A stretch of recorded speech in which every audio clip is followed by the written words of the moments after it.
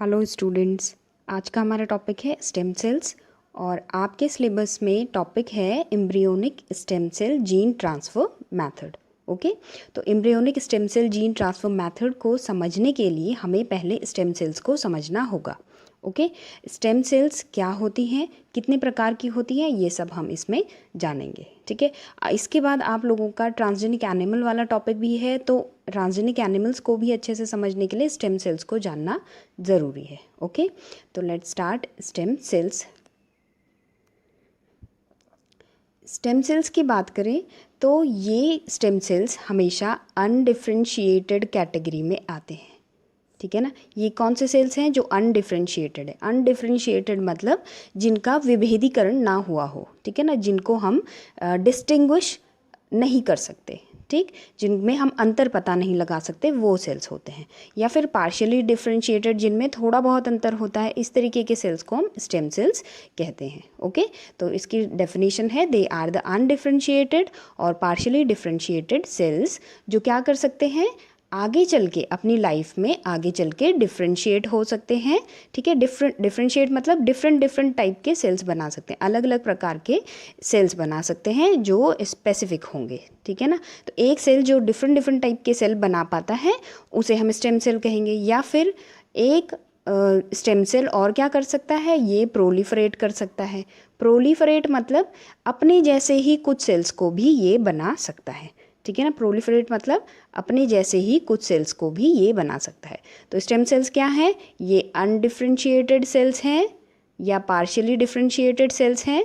ठीक है, जिनमें कोई भी विभेदीकरण नहीं हुआ है, वो सेल्स हैं जो अपनी लाइफ में आगे चल के डिफ्रेंशिएट होते हैं तो क्या बनाते हैं, स्पेसिफिक टाइप्स के डिफरेंट सेल्स बनाते हैं और प्रोलिफरेट करते हैं। प्रोलिफरेट मतलब जो अपने जैसे ही कुछ और स्टेम सेल्स भी बनाते हैं। ठीक है, उसे हम स्टेम सेल कहेंगे। ठीक है, स्टेम सेल्स की बात करें तो इनके ओरिजिन के बेसिस पे हम दो तरीके के स्टेम सेल्स मेंशन करते हैं। ठीक है, पहला एडल्ट स्टेम सेल्स जिनमें एडल्ट टिश्यू प्रेजेंट होंगे और दूसरा एम्ब्रियोनिक स्टेम सेल्स जिसमें एम्ब्रियोज में जो स्टेम सेल्स प्रेजेंट होंगे वो कहलाएंगे। ठीक है, तो क्या है ये वो स्टेम सेल्स हैं जो एडल्ट में पाए जाएंगे तो एडल्ट स्टेम सेल्स कहलाएंगे और एम्ब्रियो में पाए जाएंगे तो एम्ब्रियो स्टेम सेल्स कहलाएंगे।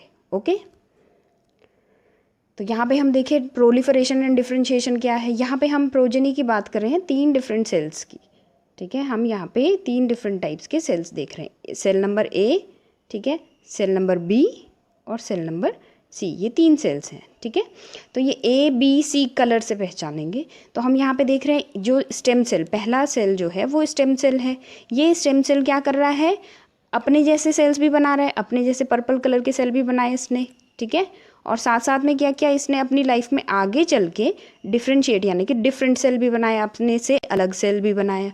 ठीक, तो इसलिए हम यहाँ पे क्या कर रहे हैं, स्टेम सेल वो सेल है जो अपने जैसे सेल्स तो बनाएगा ही, साथ साथ में डिफ्रेंशिएट भी करेगा। प्रोलिफरेशन जो अपने जैसे सेल्स बनाना और डिफ्रेंशिएशन अपने से विपरीत सेल्स बनाना। इसने पहले क्या किया, इस सेल ने प्रोलिफरेट किया, ठीक है, अपने जैसे सेल्स बनाए और साथ साथ में डिफ्रेंशिएट भी कर रहा है।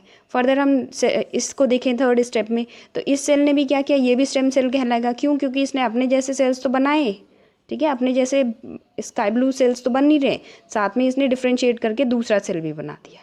ठीक है ना, डिफ्रेंशिएट करके दूसरा सी सेल भी बना दिया।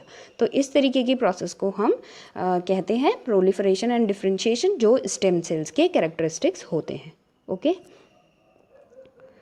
नेक्स्ट हम यहाँ पे देखें तो अगर हम एडल्ट्स की बात करें, एडल्ट्स में पाए जाने वाले सेल्स को हम क्या कह रहे हैं, एडल्ट स्टेम सेल्स। एडल्ट के जो स्टेम सेल्स होंगे वो क्या होंगे, सोमैटिक सेल्स होंगे। ठीक है ना, और ह्यूमन एम्ब्रियो में या फिर एम्ब्रियो में पाए जाने वाले जो स्टेम सेल्स होंगे वो क्या कहलाएंगे, एम्ब्रियोनिक स्टेम सेल्स कहलाएंगे। ठीक है ना, और ये आईसीएम हम बाद में समझेंगे एम्ब्रियो के स्ट्रक्चर को समझते हुए। ठीक, अब ह्यूमन एम्ब्रियो जो होता है या एम्ब्रियो जो होता है किसी भी एनिमल का, उसमें क्या होता है, जो सेल्स हैं वो फिर क्या बनाते हैं, अपने जैसे सेल्स भी बनाते हैं और डिफ्रेंशिएट होकर पूरा का पूरा बॉडी, पूरा का पूरा एक इंडिविजुअल बना लेते हैं। मतलब इस सेल में कैपेबिलिटी है कि ये पूरा इंडिविजुअल बना दे। ठीक है। तो इसलिए ये इन सेल्स को, इस एम्ब्रियो में प्रेजेंट सेल्स को हम क्या कह रहे हैं, आपके स्टेम सेल्स कह रहे हैं। एडल्ट में भी कुछ स्टेम सेल्स होते हैं, वो सोमेटिक स्टेम सेल्स की कैटेगरी में आते हैं। अगर सोमेटिक स्टेम सेल्स को हम रीप्रोग्राम करें, ठीक है ना, रीप्रोग्राम करें, तो वो इंड्यूस्ड प्लूरिपोटेंट स्टेम सेल्स कहलाते हैं, ठीक है। इंड्यूस्ड IPS जिन्हें हम कह रहे हैं, इंड्यूस्ड प्लूरिपोटेंट स्टेम सेल्स कहलाते हैं। अगर हम सोमेटिक सेल्स, बॉडी सेल्स जो भी हैं, उनकी रीप्रोग्रामिंग करते हैं तो वो इंड्यूस्ड प्लूरिपोटेंट स्टेम सेल की कैटेगरी में आ जाते हैं, ठीक है। अब हम देखिए प्लूरिपोटेंट स्टेम सेल्स क्या है। प्लूरिपोटेंट स्टेम सेल्स वो होते हैं जो stem cells complete body tissue बना सकते हैं किसी भी एडल्ट का, लेकिन एक्स्ट्रा एम्ब्रियोनिक मेम्ब्रेन नहीं बना पाएंगे, यानी कि प्लेसेंटा नहीं बना पाएंगे, लेकिन पूरा इंडिविजुअल बना सकते हैं। बिना प्लेसेंटा की मदद से ये पूरा का पूरा ऑर्गेनिज्म नहीं बना पाएंगे। प्लूरिपोटेंट स्टेम सेल्स बिना प्लेसेंटा की मदद से पूरा इंडिविजुअल नहीं बना पाएंगे, तो इसलिए इन्हें प्लूरिपोटेंट कह रहे हैं। तो बना तो सकते हैं पूरा इंडिविजुअल, पूरे इंडिविजुअल्स के सारे बॉडी सेल्स बना सकते हैं, लेकिन जिस चीज़ की मदद चाहिए इन्हें वो है प्लेसेंटा, ओके। अब और इसको हम बाद में समझेंगे पोटेंशियलिटी ऑफ सेल में, ठीक है। अब हम देखें तो ये जो स्टेम सेल्स हैं ये क्या कर रहे हैं, आपके स्टेम सेल्स को जब हमारे बॉडी टिश्यूज़ हैं, अब वो बॉडी टिश्यूज़ एडल्ट कैटेगरी में लिमिटेड हो जाती हैं स्टेम सेल के कैरेक्टरिस्टिक्स, तो हम उन्हें इंड्यूस प्लूरिपोटेंट फिनोमेना के तहत चेंज कर देते हैं, और जानबूझ के मतलब हम रीप्रोग्रामिंग कर रहे हैं अपने सोमेटिक सेल्स की, ताकि वो क्या बन जाए, प्लूरिपोटेंट स्टेम सेल बन जाए। और ये प्लूरिपोटेंट स्टेम सेल्स अब कैपेबल हैं क्या बनाने में, आपके सारे बॉडी लाइनिंग्स बनाने में, जैसे मीजोडर्मल लाइनिंग बनाने में, एंडोडर्मल लाइनिंग बनाने में और एक्टोडर्मल लाइनिंग बनाने में, ठीक है। तो जो भी कैपेबिलिटीज़ गैस्ट्रुला के पास प्रेजेंट होती है वो सब ये बना सकते हैं, ओके। नेक्स्ट बात करें एडल्ट स्टेम सेल्स की, तो एडल्ट स्टेम सेल्स क्या है, ये टिश्यू स्पेसिफिक होते हैं या सोमेटिक स्टेम सेल्स भी कहलाते हैं, ठीक है।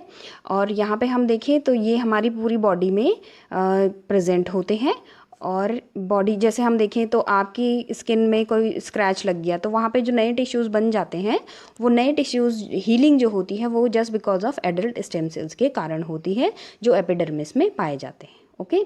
अब ये सेल्स जो होते हैं ये आपके नॉन स्पेसिफिक स्टेट को शो करते हैं, ठीक है, लेकिन ज़्यादा स्पेशलाइज्ड होते हैं, लेकिन क्या होते हैं, ज़्यादा स्पेशलाइज्ड होते हैं, ठीक है। ये क्या होंगे, नॉन स्पेसिफिक स्टेट को शो करेंगे, ठीक, लेकिन ज़्यादा स्पेशलाइज्ड होंगे। तो एक सेल एक ही स्पेशल फंक्शन कर पाएगा और बाकी जो दूसरे सेल्स कर सकते हैं वो सारे फंक्शन नहीं कर पाएगा। जबकि स्टेम सेल की बात करें हम, प्रॉपर जो आपका नॉन स्पेशलाइज्ड स्टेम सेल होगा वो मॉडिफाई करके या डिफ्रेंशिएट करके डिफरेंट आपके प्रॉपर्टीज़ शो कर सकता है, डिफरेंट कैरेक्टर्स को शो कर सकता है, ठीक है। अब हम बात करें जो रिन्यूइंग है किसी भी टिश्यू की, जैसे हीलिंग हो गया, ये सब किसके थ्रू होता है, एडल्ट स्टेम सेल्स के थ्रू ही होता है। तो जब हम एडल्ट हो जाते हैं तो कैपेबिलिटीज़ कम हो जाती है। इट्स जस्ट लाइक दैट कि जब आप स्कूल्स में थे तो स्कूल्स में आपको बहुत सारे ऑप्शन थे, आप कोई भी सब्जेक्ट ले सकते हैं, आर्ट्स ले सकते हैं, साइंस ले सकते हैं, कॉमर्स, लेकिन एक बारी जब आपने साइंस ले लिया तो अब आप साइंस की तरफ ही आगे बढ़ रहे हो, ठीक है। तो वैसे ही क्या होते हैं, एक बारी स्टेम सेल्स मॉडिफाई होके एडल्ट स्टेम सेल्स यानी कि एम्ब्रियो वाले सेल्स, स्टेम सेल्स अगर एडल्ट स्टेम सेल में बदल जाते हैं तो इनकी क्षमता जो है वो कम हो जाती है। अब ये हर तरीके के सेल्स या टिश्यूज़ नहीं बना पाएंगे, ठीक है, और कुछ ही स्पेसिफिक टिश्यू ये बनाएंगे जो सोमेटिक नेचर के होंगे, ठीक। अब एडल्ट स्टेम सेल्स की कैटेगरी को देखें हम तो इसमें कौन कौन से सेल्स आते हैं। सबसे पहले आता है न्यूरोनल स्टेम सेल्स, ठीक है ना, जिसे हम NSC भी कहते हैं, जो ब्रेन और नर्वस सिस्टम में बेसिकली पाए जाते हैं, ठीक है। दूसरे होते हैं जो बोन मैरो में पाए जाते हैं। बोन मैरो में आपके हिमेटोपोइटिक स्टेम सेल्स या मीजेनकाइमल स्टेम सेल्स पाए जाएंगे, ओके। नेक्स्ट है ब्लड या ब्लड वेसल्स में पाए जाने वाले स्टेम सेल्स। तो ब्लड और ब्लड वेसल्स में पाए जाएंगे कौन से, हिमेटोपोइटिक स्टेम सेल्स, ठीक है। और स्केलेटल मसल्स में पाए जाएंगे मीजेनकाइमल स्टेम सेल्स, ठीक है। नेक्स्ट है स्किन में पाए जाएंगे स्किन स्टेम सेल्स, लीवर में पाए जाएंगे हिपैटिक स्टेम सेल्स, और एडल्ट स्टेम सेल्स जो हम रीप्रोग्राम करके बना रहे हैं, ठीक है ना, जानबूझ के एडल्ट स्टेम सेल्स को मॉडिफाई कर रहे हैं, रीप्रोग्राम कर रहे हैं और तब उसे प्लूरीपोटेंट कंडीशन में ले जा रहे हैं, ठीक है ना। तो एक बॉडी सेल को जब हम मॉडिफाई करें कुछ इस तरीके से, रीप्रोग्रामिंग करें इस तरीके से कि वो अब कैपेबल हो किसी भी तरीके की जर्मिनल लाइनिंग बनाने के लिए, तो उस तरीके के सेल को हम, उस इंड्यूस्ड सेल को, उस परिवर्तित सेल को हम क्या कहेंगे, जो हमने जानबूझ के बदला है उसे हम कहेंगे इंड्यूस्ड प्लूरिपोटेंट स्टेम सेल, ठीक है। तो स्टेम सेल्स में हम देखें तो ये एक लीनिएज है, ठीक है, इसे समझते हैं। लीनिएज मतलब कि अपनी फैमिली ट्री में या अपने पिडिग्री में ये कैसे आगे बढ़ रहा है, वंशावली क्या है। तो एक स्टेम सेल था, ठीक है, ये मॉडिफाई हुआ, क्या हुआ, मॉडिफाई हुआ, इसने दो तरीके के स्टेम सेल्स बनाए, एक था माइलॉइड और दूसरा था लिम्फॉइड, ठीक है। माइलॉइड स्टेम सेल्स क्या करेगा, आपके डिफरेंट टाइप्स के माइलॉइड सेल्स बनाएगा, यानी कि माइलॉइड स्टेम सेल्स पहले बनाएगा माइलॉइड ब्लास्ट। ब्लास्ट सेल्स वो होते हैं जो कैपेबल होते हैं डिफ्रेंशिएट करने के लिए, ठीक है ना, ये क्या होंगे, अब डिफ्रेंशिएशन के लिए तैयार हैं, ठीक। तो माइलॉइड ब्लास्ट सेल्स क्या करेंगे, आरबीसीज बनाएंगे, ठीक है, आरबीसीज बनाएंगे और प्लेटलेट्स बनाएंगे और साथ साथ में डब्ल्यूबीसीज भी बनाएंगे, ठीक। तो इस एक स्टेम सेल ने क्या किया, पहले माइलॉइड स्टेम सेल बनाया और माइलॉइड स्टेम सेल ने माइलॉइड ब्लास्ट सेल बनाए जो डिफ्रेंशिएट होंगे, तो क्या बनाएंगे, आरबीसीज, प्लेटलेट्स और डब्ल्यूबीसीज बनाएंगे, ठीक है। नेक्स्ट लिम्फॉइड स्टेम सेल्स क्या करेंगे, जैसे myeloid stem cells blood cells बना रहे थे, तो लिम्फॉइड स्टेम सेल्स क्या बनाएंगे, आपके लिम्फेटिक टिश्यूज़ या फिर लिम्फेटिक लिम्फोसाइट्स, ठीक है ना। तो ये डब्ल्यूबीसीज के ही पार्ट होते हैं। तो यहाँ पे हम देखें लिम्फॉइड स्टेम सेल ने क्या बनाया, पहले लिम्फॉइड ब्लास्ट बनाया, अब ये डिफ्रेंशिएट करेगा और क्या बनाएगा, आपके डिफरेंट लिम्फोसाइट्स बनाएगा। नेक्स्ट हम देखें, ये एक और पिडिग्री है, ये एक और ब्रांचिंग हो रही है आपके स्टेम सेल की, तो इसे समझते हैं। इसमें क्या है, मीजेनकाइमल स्टेम सेल है। ये मीजेनकाइमल स्टेम सेल क्या करेगा, सेल्फ रिन्यूअल, अपने जैसे ही सेल्स बनाएगा, ठीक है, अपने जैसे ही सेल्स बनाएगा। तो इसे हम क्या कह रहे हैं, अपने जैसे सेल्स बनाने की प्रोसेस को हमने कहा प्रोलिफरेशन। अब ये डिफ्रेंशिएट हो रहा है, मीजेनकाइमल स्टेम सेल डिफ्रेंशिएट होगा तो क्या बनाएगा, ये बनाएगा osteocyte, endothelial cell, chondrocytes, adipocytes, then odontoblast और साथ साथ में न्यूरॉन्स, ठीक है। तो ये क्या किया, ये मीजेनकाइमल स्टेम सेल ने डिफरेंट टाइप्स के सेल्स बना लिए, ठीक है। जब इसने अपने जैसे ही सेल्स बनाए, मीजेनकाइमल सेल ने अपने जैसे सेल बनाए, तो उसे हमने आपका सेल्फ रिन्यूअल या प्रोलिफरेशन कहा, और जब इसने डिफरेंट टाइप्स के सेल्स बनाए तो इसे हमने डिफ्रेंशिएशन कह दिया। नेक्स्ट है, अब जो एडल्ट स्टेम सेल्स होते हैं ये क्या होते हैं, ये बहुत मुश्किल होते हैं खोजने। तो हमें क्या करना है, पहले बोन मतलब किसी इंडिविजुअल के ब्लड लेना है या फिर उसके बोन मैरो को लेना है, फिर उससे स्टेम सेल्स को आइसोलेट करना है, उनकी प्रॉपर्टी चेक करते हुए कि इनके पास क्षमता है कि नहीं है ये पूरे के पूरे बॉडी सेल्स बना सकें, ठीक है। तो एडल्ट के स्टेम सेल्स थोड़ा डिफिकल्ट होते हैं टिश्यू कल्चर पर्पज़ से खोजने के लिए, ठीक है। दूसरा हम देखें, ये आपके क्या होते हैं, ये नॉन डिवाइडिंग कंडीशन में रहते हैं ये स्टेम सेल्स अधिकतर, और साथ साथ में क्या होते हैं, नॉन स्पेसिफिक होते हैं, ठीक है। अब ये क्या करते हैं, नॉन डिवाइडिंग कंडीशन में कई कई सालों तक रहते हैं, जब तक कि बॉडी को इनकी ज़रूरत ना हो, जब तक कि बॉडी को इनकी ज़रूरत ना हो, किसके लिए, रिपेयर के लिए और ग्रोथ के लिए, ठीक है। जब तक कोई चोट ना लगे तो हीलिंग की ज़रूरत ही नहीं है। जब तक आप छोटे से हाइट बढ़ रही है या फिर किसी भी बॉडी पार्ट का ग्रोथ हो रहा है, उसके लिए भी ये स्टेम सेल्स तभी एक्टिवेट होते हैं जब ज़रूरत होती है, ठीक है। नेक्स्ट हम देखें तो इसमें क्या है, एडल्ट स्टेम सेल्स वो डिवाइड कर सकते हैं और सेल्फ रिन्यू भी कर सकते हैं, ठीक है ना। क्या कर सकते हैं, डिवाइड भी कर सकते हैं और सेल्फ रिन्यू भी कर सकते हैं, जो कि स्टेम सेल की कैरेक्टरिस्टिक है, ठीक है। और ये अलग अलग तरीके के सेल्स बना सकते हैं, अलग अलग सिस्टम के या अलग अलग ऑर्गन्स के, ठीक। अब हम क्योंकि इनको रीजेनरेट करके इंड्यूस प्लूरिपोटेंसी स्टेज में भी ले जा सकते हैं, तो इसलिए ये पूरा ऑर्गन भी बना सकते हैं। इसमें कुछ एग्जाम्पल आते हैं एडल्ट स्टेम सेल्स के, जैसे हम देखें स्किन की वुंड हीलिंग, ठीक, जो किसके कारण होती है, आपके स्टेम सेल्स के कारण होती है। ठीक, वहीं लीवर का रीजेनरेशन भी हम देखते हैं, पूरा का पूरा ऑर्गन ही रीजेनरेट हो जाता है। तो लीवर एक सबसे ज़्यादा बेटर एग्जांपल है, रीजेनरेशन शो करता है या रिपेयर शो करता है अपने ही सेल्स का। तो जब लीवर डैमेज हो जाता है तो वो काफ़ी जल्दी हील भी होने लगता है अगर स्टेम सेल्स आपके बेटर काम कर रहे हों। कौन से, hepatic stem cells. Okay, next आ गया यहाँ पे embryonic stem cells. Embryonic stem cells क्या होंगे, देखो जब भी क्या होगा, एक एग और स्पर्म्स का फ्यूजन होगा, एक एग और स्पर्म का फ्यूजन होगा, फर्टिलाइजेशन होगा, तो उससे क्या मिलेगा हमें, उससे हमें जाइगोट मिलेगा। जाइगोट मिलने के बाद क्या होगा, जाइगोट सेल डिवीजन शुरू करेगा। उस सेल डिवीजन को हम क्लीवेज कह रहे हैं, ठीक है ना। अब इस जाइगोट में जब क्लीवेज होता है तो ये single celled zygote 2 cell, 4 cell, 8 cell, 16 cells की कैटेगरी में आपका डिफ्रेंशिएट होता रहता है या डिवाइड होता रहता है। ठीक है, अब ये सिंगल सेल जो जाइगोट है, इसकी कैपेबिलिटी है कि ये पूरा का पूरा एक इंडिविजुअल बना ले, तो हम इस तरीके के सेल्स को टोटिपोटेंट सेल कहते हैं। ओके, वहीं हम देखें जब ये जाइगोट क्लीवेज करता रहेगा तो ये कहलाएगा फिर क्या, एम्ब्रियो।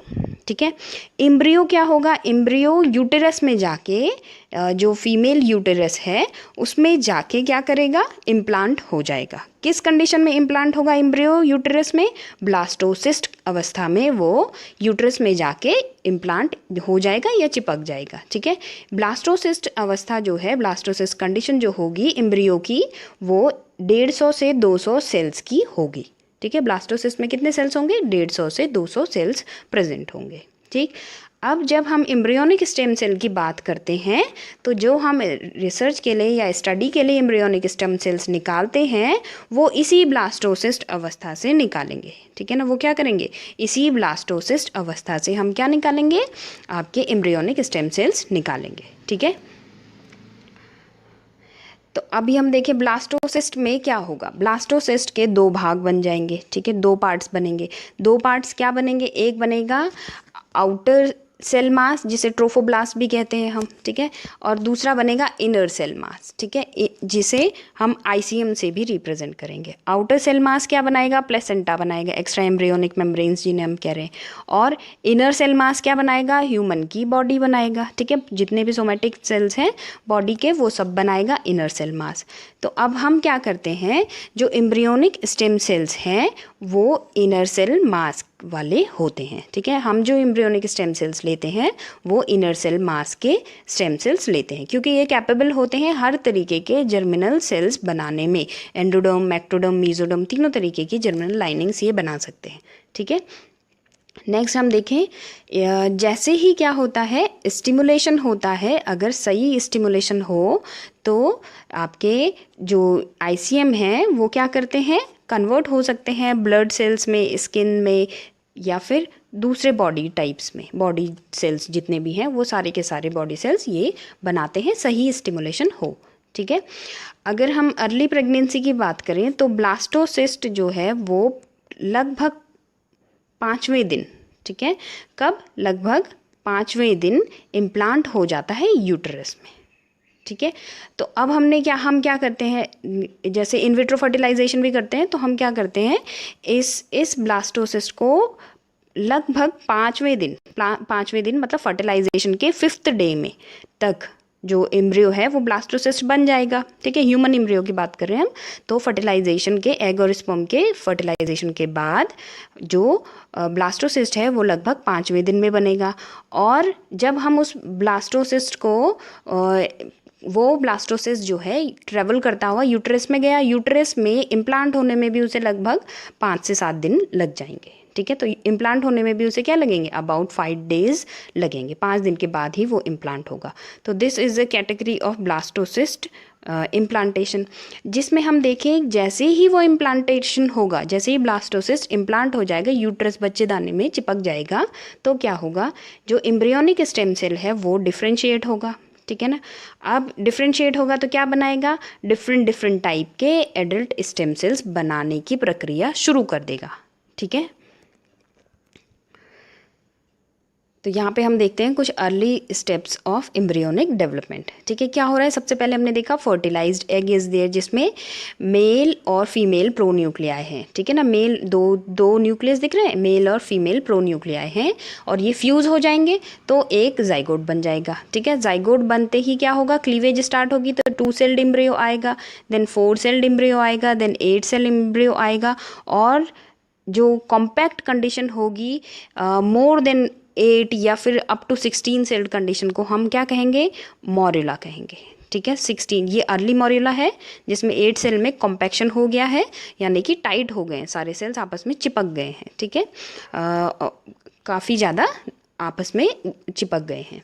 तो ये देखो इसमें दिखाई दे रहा है साफ से, ये जाइगोट है, ये 2 सेल्ड स्टेज है, 8 सेल स्टेज है, और ये मॉर्यूला है। ठीक है ना, ये डायग्राम ज़्यादा बेटर है, आप इसे ड्रॉ करना।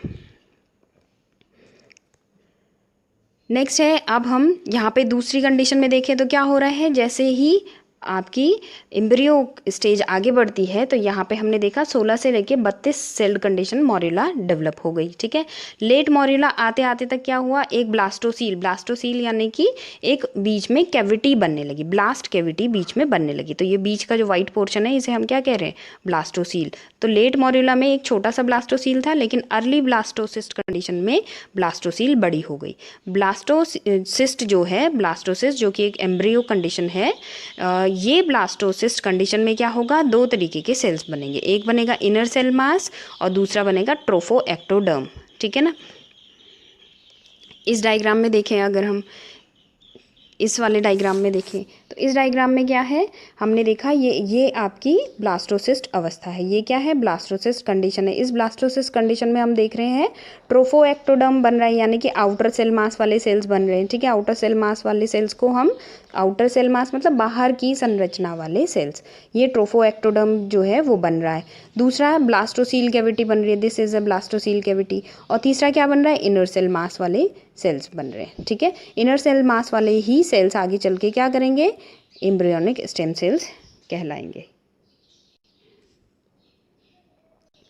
नेक्स्ट हम इसमें देखें, इसमें क्या हो रहा है, जब आपका इनर सेल मास अब आगे डिफ्रेंशिएट करेगा, इनर सेल मास क्या करेगा, आगे अलग अलग अवस्था में बदलता चला जाएगा। तो यहाँ पे ये this one is the inner cell mass condition, यहाँ पे इनर सेल मास आपका प्रेजेंट है। ठीक है, तो ये आपको इनर सेल मास की 2 लाइनिंग दिख रही है, एक ऊपर बड़े सेल्स वाली और एक नीचे जो है वो छोटे सेल्स वाली। ठीक है, तो ऊपर जो बड़े सेल्स वाली लाइनिंग है इसे हम एपीब्लास्ट कह रहे हैं, ऊपर वाली जो लाइनिंग है सेल्स की इनर सेल मास की वो एपीब्लास्ट कहला रही है, और नीचे वाली लाइनिंग जो है वो क्या कहला रही है, नीचे वाली दिस वन। ठीक है ना, नीचे वाली लाइनिंग क्या कहला रही है, हाइपोब्लास्ट कहला रही है। ठीक है, तो अब क्या हुआ, इनर सेल मास 2 लाइनिंग में टूट गया, एपीब्लास्ट और हाइपोब्लास्ट। ठीक है, एपीब्लास्ट और हाइपोब्लास्ट बाद में क्या हो गए, आपके एक्टोडर्म, मीजोडर्म और एंडोडर्म में बदल गए। ठीक है ना, जो एपीब्लास्ट था उसने क्या किया, मीजोडर्म बनाया और 2 लाइनिंग हो गई, एपीब्लास्ट से 2 लाइनिंग हमें मिल गई, एक्टोडर्म और मीजोडर्म जर्मिनल लाइनिंग। जबकि हाइपोब्लास्ट किस में बदल गया, एंडोडर्म सेल में। ठीक है ना, अब देखो एक्टोडर्म, एंडोडर्म, मीजोडर्म किस तरीके के बॉडी टिश्यूज़ बनाते हैं, ये हम पहले भी पढ़ चुके हैं। ठीक है, यहाँ पे हम देखें, अब टाइप्स ऑफ स्टेम सेल्स की बात करें on the basis of their potential to differentiate. ठीक है ना, उनकी पोटेंशियलिटी के बेसिस पे वो किस हद तक डिफ्रेंशिएट कर पा रहे हैं, इसके बेसिस पे हम स्टेम सेल्स को पढ़ते हैं टाइप्स। ठीक है, टोटिपोटेंट, प्लूरिपोटेंट, देन मल्टीपोटेंट, ओलिगोपोटेंट और यूनिपोटेंट। तो ये आपके क्या हैं, अलग अलग तरीके के स्टेम सेल्स हैं। ठीक है, इनको, ये स्टेम सेल्स क्या होते हैं, देखो नॉर्मली क्या होता है, जो एम्ब्रियोनिक स्टेम सेल होता है वो उसके पास बहुत ज़्यादा पोटेंशियल होता है। ठीक है, ज़्यादा पोटेंट होता है और वो बॉडी के किसी भी प्रकार के सेल बना सकता है। ठीक है, एम्ब्रियोनिक स्टेम सेल क्या होता है, उसमें काफ़ी पोटेंशियल होता है, वो बॉडी के किसी भी प्रकार के सेल्स बना सकता है। लेकिन एम्ब्रियोनिक स्टेम सेल्स को हम क्या कहते हैं, जो इनर सेल मास बना रहे थे। ठीक है ना, इनर सेल मास वाले जो सेल्स हैं उनको हम क्या कह रहे हैं, वो सेल्स आपके एम्ब्रियोनिक स्टेम सेल्स कहलाएंगे। ठीक है, एम्ब्रियोनिक स्टेम सेल्स कहलाएंगे तो क्या होगा, यहाँ पे जो एम्ब्रियोनिक स्टेम सेल्स हैं उनको हम प्लूरिपोटेंट की कैटेगरी में रखते हैं। ठीक है, जाइगोट तो हो गया आपका टोटिपोटेंट सेल, जबकि प्लूरिपोटेंट होते हैं आपके एम्ब्रियोनिक स्टेम सेल्स। क्यों? क्योंकि आपका जो ब्लास्टोसिस्ट अवस्था है उसमें इनर सेल मास वाली लाइनिंग बनी, उसे हम एम्ब्रियोनिक स्टेम सेल कह रहे हैं, लेकिन जो आउटर सेल मास वाली लाइनिंग है उसे वो आपके एम्ब्रियो बनाने के लिए बहुत हद तक सहायक है। लेकिन जो एम्ब्रियोनिक स्टेम सेल्स हैं, जो इनर सेल मास हैं, वो कभी भी वो प्लेसेंटा या एक्स्ट्रा एम्ब्रियोनिक मेम्ब्रेन नहीं बना पाते हैं। इसलिए हम एम्ब्रियोनिक स्टेम सेल्स को या फिर इनर सेल मास वाले सेल्स को क्या कहेंगे? आपके प्लूरिपोटेंट सेल्स कहेंगे। ठीक है, प्लूरिपोटेंट सेल्स कहेंगे। तो यहाँ पे हम देखते हैं प्रॉपर्टीज़ या पोटेंशियलिटी के बेसिस पे टोटिपोटेंट सेल्स क्या होंगे? ये टोटिपोटेंट सेल्स जाइगोट के स्टेम सेल्स होंगे। ठीक है ना। और प्लूरिपोटेंट क्या होंगे? जिनमें सेल्फ रिन्यूअल की प्रॉपर्टी होगी, ये एम्ब्रियोनिक स्टेम सेल्स होंगे। ठीक है। फिर मल्टीपोटेंट स्टेम सेल्स क्या होंगे?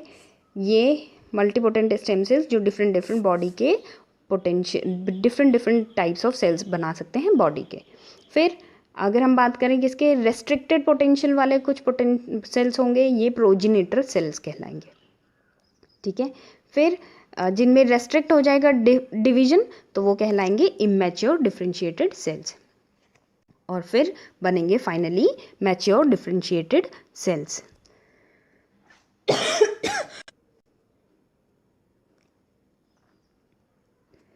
नेक्स्ट हम समझे टोटिपोटेंट स्टेम सेल्स की बात करें तो ये स्टेम सेल्स डिफरेंशिएट कर सकते हैं सारे के सारे बॉडी सेल्स में, इसलिए हम इनको टोटिपोटेंट स्टेम सेल कहते हैं, जैसे कि जाइगोट। ठीक है। तो जाइगोट क्या है? टोटिपोटेंट सेल है, टोटल पोटेंशियलिटी है इसमें, बॉडी की कोई भी सेल्स बना सकता है। और ऐसा माना जाता है कि जो मॉर्यूला कंडीशन के बनने से कुछ समय पहले तक ही जो सेल्स होते हैं क्लीवेज के द्वारा जो बनते हैं वो टोटिपोटेंट होते हैं।